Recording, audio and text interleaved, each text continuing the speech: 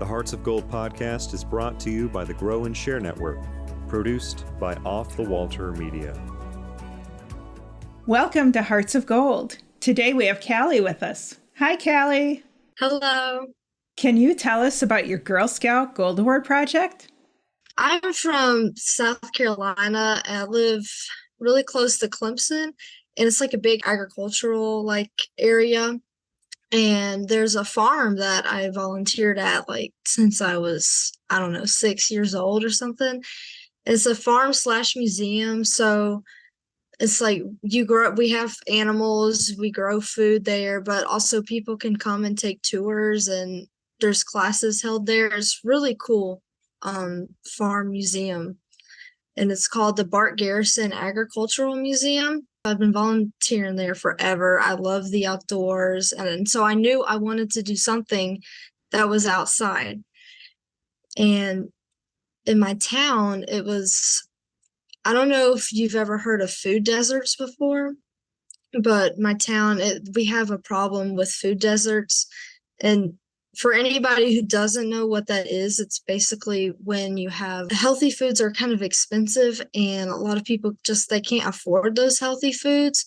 So all they can afford is junk food, and that's not good for anybody's health. And so I knew I wanted to address that issue, and I wanted to do something that was outside. So I asked the lady who she doesn't own, but she's the leader of the Bart Garrison Agricultural Museum. Her name's Miss Ellen Harrison. And like I said, I've known her forever. So I asked if I could do a garden there to kind of address this food desert situation. And she was like, sure. And she had the idea of basing it off of World War II, when they kind of had the same situation. Nobody could get food from the grocery stores because it had to be sent over to the soldiers. So they had to, have sustainable gardens. And so we did a bunch of research together, how they exactly grew their food, and all just very fine details. For example, they didn't have fertilizer back then, or not fertilizer, weed killer to kill the weeds. So we put newspaper down to help the weeds stay down, just cool stuff like that. And so I based it off of World War II, made it very patriotic. After we got the garden kind of going, we created signs and posters to put around it, because it's a nonprofit organization. So people come in all the time to tour the museum. So people could come and learn about the garden and how to actually grow it. But what Miss Ellen told me is there's no point in having a garden unless you can actually can the food, because then all that food is just puts a waste. So we would harvest the food, and then we set up canning classes that people could come into for free, and they could learn how to can the food.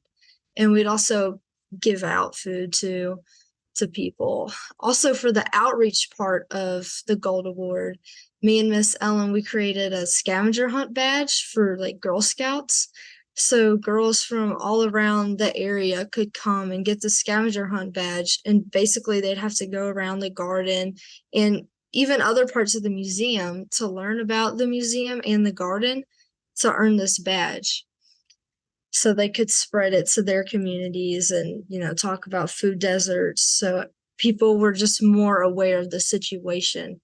And it's an affordable way to have healthy food. Canning really is becoming a lost art. Had you ever canned before this? No, I had no idea. And I'm still terrible at it. I really need to practice more. But no, I didn't even really, I thought canning was just for pickles. I didn't realize you could do it with so many different types of foods. What were some of the types of foods that you grew in your garden? We had squash. We did a lot. Cucumbers, tomatoes, carrots. We had carrots. We had lettuce. That didn't turn out too good, but we had lettuce. And beets. We did beets. We tried to keep it lots of I can't say that word. Lots of different types of plants, because that's better for the soil. You talked about decorating it with a patriotic theme. Can you tell us a little bit about that? I had basically three main types of decorations. Bought like little tiny, it's like looked like a picket fence kind of, but they were small. They're probably about this high. And I would paint that red, white, and blue, and that outlined the fence, which would help from like some rabbits were trying to get in, and I don't know why the fence. They could have hopped over it, but for some reason it kind of helped them stay out of the garden. So we had that, and then I had a scarecrow, like an Uncle Sam scarecrow, and that was my favorite. And then I also had have you ever seen like those big like planks of wood? It's like, and it's just like a big plaque of wood, and I painted that into American flag, and that was like the back, like the head centerpiece in the back of the garden. You started your project in 2019, and the reality of not only trying to fill a need in your food desert, but a bigger picture came out of that with the pandemic and the resulting food issues with that. Can you tell us how that connection happened? I know for a lot of people, COVID actually kind of hurt their Gold Award project, but I think COVID actually really helped my Gold Award project because, um, like you were saying during that time, I mean, people, a lot of people didn't want to go to the grocery stores. A lot of people had a lot more time on their hands. So gardening kind of became a big thing. And people also started realizing about these food deserts. And so during that whole time, when COVID was really bad, that's when my project was first starting out. So it was basically just me in the garden. So I didn't have to really be around anybody. So I didn't get stopped by that. And then by the time I was getting it all back up and running, at least in South Carolina, they were loosening up quarantine a little bit. And so that people were able to come in and, do the canning classes, take the tours, obviously with like safety restrictions. But I think because of COVID and people just had such an inspiration to garden, it kind of, I had a lot more people interested in coming and touring my garden and the museum. It was, COVID actually helped me, which is so funny to think about. What was your biggest challenge during your project, and how did you overcome it? My project was a lot of hours, and I know that happens with a lot of girls. They have to put in so many hours. And like after, quarantine ended, I was having to go back to school, and I had cross country practice after school, track, and just a million other things going on. And so just finding the time to fit the project in with my schedule, that was difficult because like some nights I wouldn't get home until 8, 9 o'clock at night because I'd have practice. Then I'd have to go to the farm and do everything.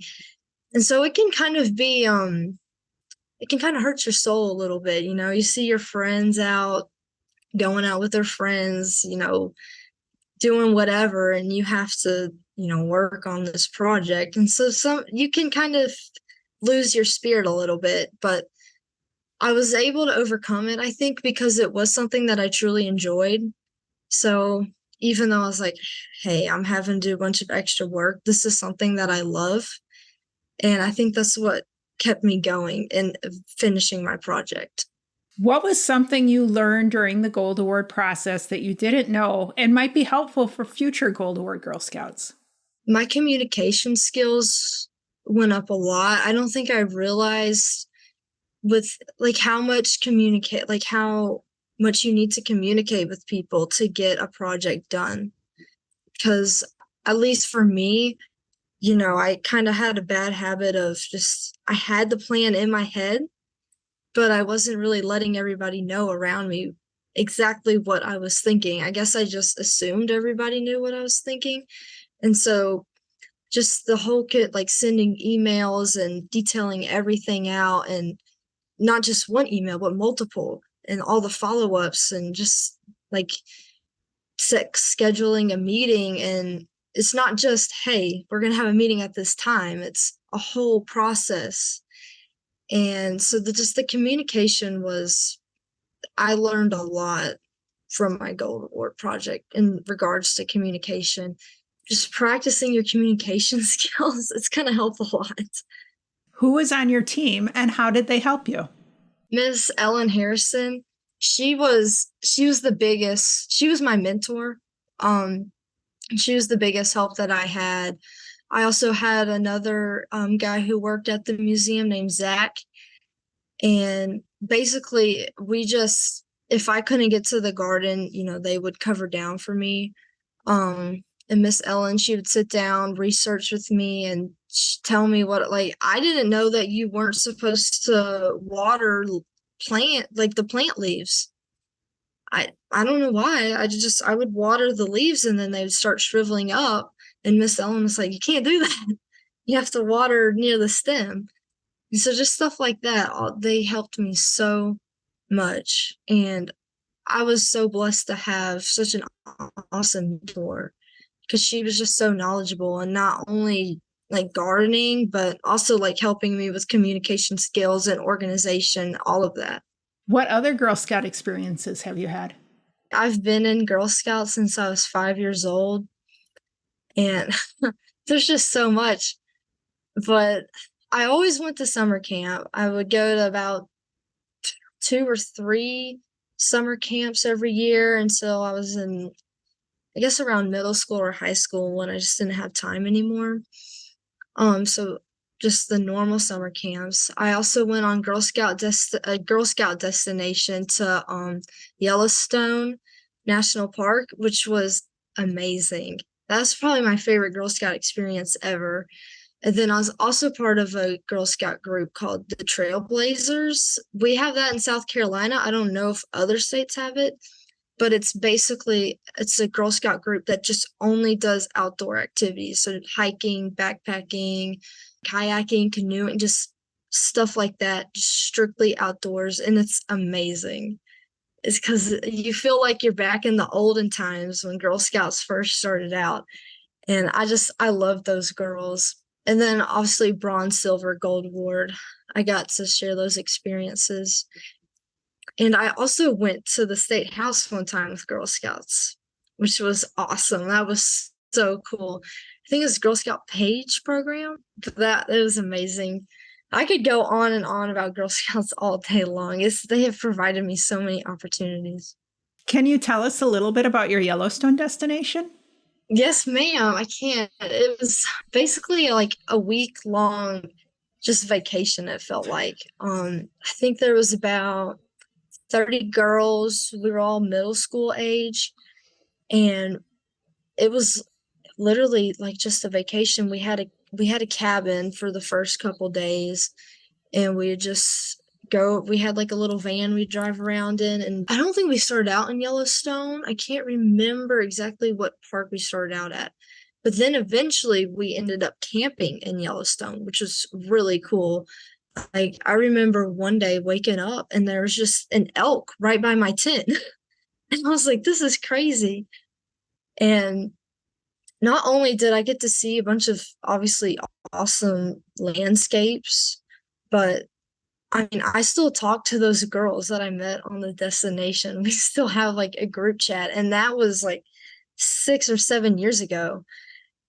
And it was just awesome. I made so many new friends on that trip.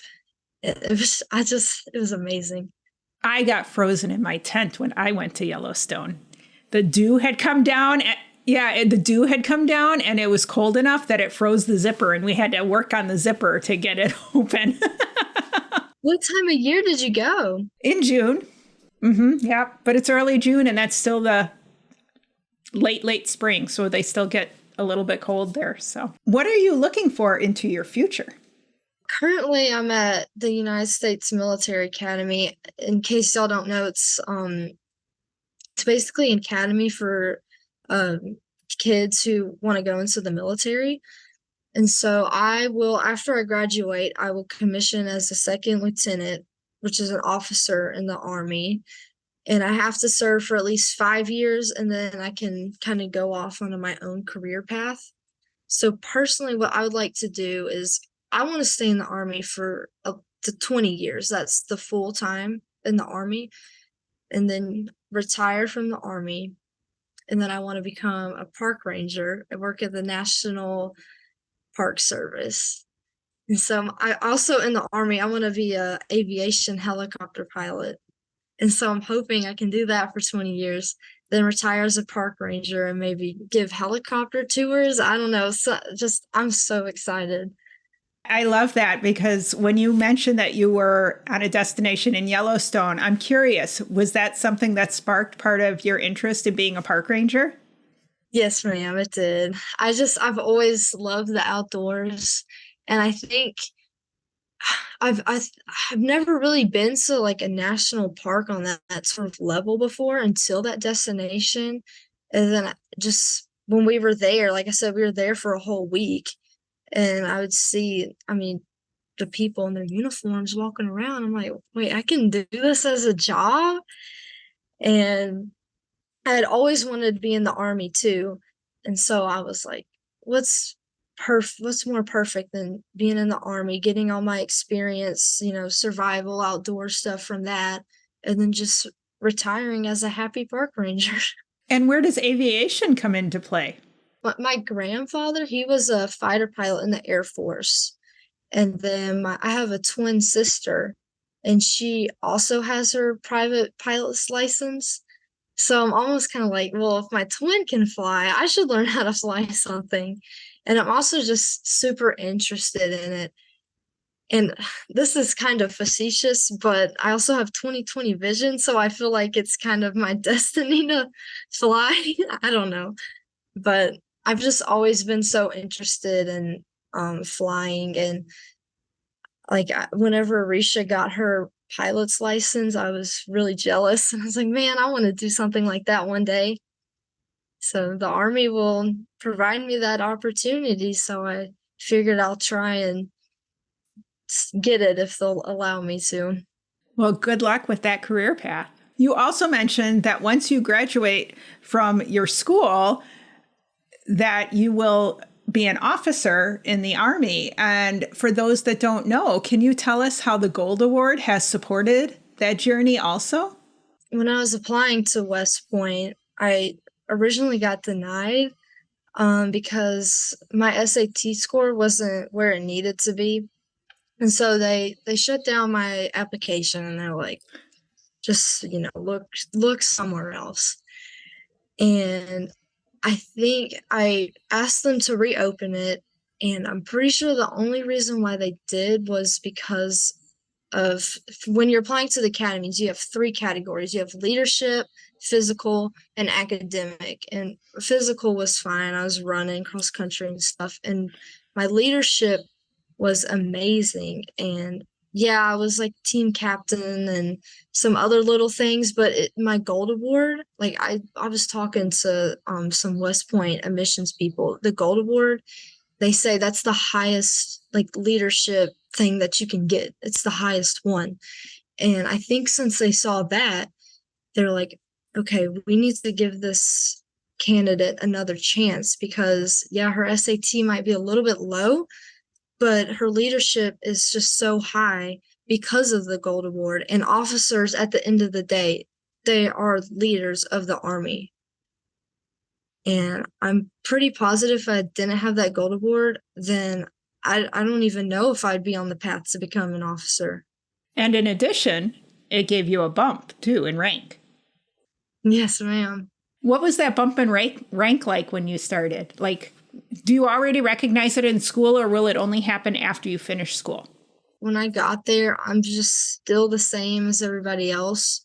But if you do and go into the real Army and you have your gold awards, you will be a higher rank. But like since I was at an academy, it's kind of weird. Interesting. Yeah, when you go to the academy, they just start you all off at the same because we're all going to commission as officers anyways. But if you do enlist in the Army, like straight out of high school, you will, I think you'll be a corporal instead of a private. And from what I understand, what I've kind of seen is you'll be given like more leadership opportunities. You'll be treated a little bit better and you also get paid more. Well, thanks for sharing that. I learned something new today. So exciting. What else would you like to share with the audience? I know a lot of girls who have started their Gold Award. A ton of people start, but not a lot of people finish. And it's very sad. Like, I know some of my good friends, they had awesome ideas for Gold Awards, like ideas that I was like, I wish I could have done that too. But then they never finished them. And it's just it's sad, and it's also kind of frustrating because of how many opportunities you will get from the Gold Award. And I know that it's hard. I know it's a lot of time, and it can be kind of scary, especially maybe you're not used to public speaking or working with other people. But y'all, everybody has such amazing ideas. So please just don't let that go to waste. Like, please follow through with your Gold Award, because I promise you, you'll have so much more confidence when you're done, and you'll have so many more opportunities once you're done, and you will be glad that you completed it. How do you make your s'mores? I'm impatient. I see the chocolate and the marshmallows, and I just want it as soon as I can. So I just stick the marshmallow on there, just stick it in the fire, and I just let it burn. I really do. I do like to have extra chocolate though. So I'll burn my marshmallow black, blow it out, and I'll try to fit as much chocolate on there as I can. So I'm not organized about it at all. I just go all in. Well, thanks for joining us today. Thank you so much for inviting me. I really appreciate it. Make sure to click follow or subscribe so you always know when new episodes are released. Power your passion and conquer your challenges. Thank you for listening. If you'd like to be on the show to share your story of how you earned your Gold Award, reach out and send an email to grow&share@outlook.com. Be sure to catch up on our previous shows on any of your favorite podcasting platforms, as well as view the full video versions at youtube.com/Cheryl M. Robinson. Thanks again for listening, and we'll see you next time.